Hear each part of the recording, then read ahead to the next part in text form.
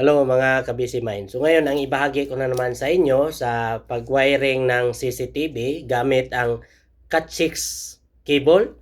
So kung makikita natin may apat na pairs. So ibig sabihin 8 cable ito. So ang ginagamit natin yan sa supply, itong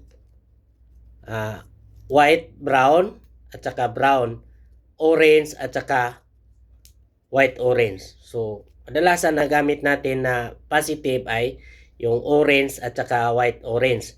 Yung brown at saka white brown, yun ang ginagamit natin sa negative. So itong dalawang pairs supply natin.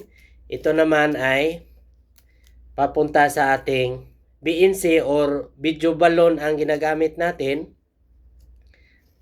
Ito ang gagamitin natin. So dapat may splitter yan kapag marami ang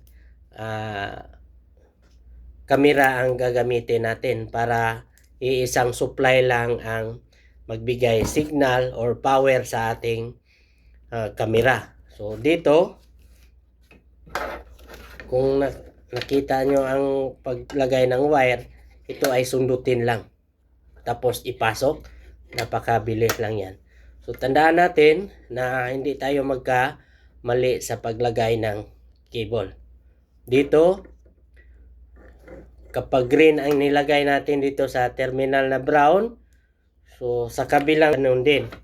Dito naman sa kabila, kapag blue ang lagay natin na cable sa terminal na brown, ganun din sa kabila para hindi baliktad ang ating pag-wiring.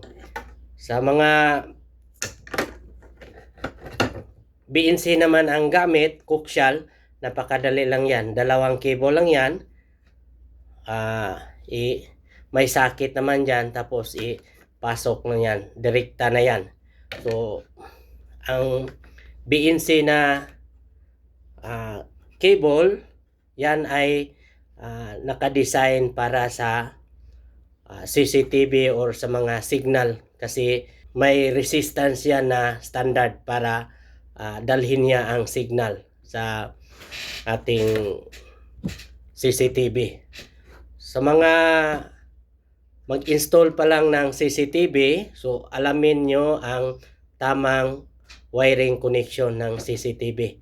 Kasi kapag nagkamali tayo dito, hindi gagana ang ating CCTV o kaya ay pwedeng masira ang ating mga electronic parts sa ating CCTV. So sayang naman ang item kapag nagkamali tayo sa connection. So yan ang tandaan natin.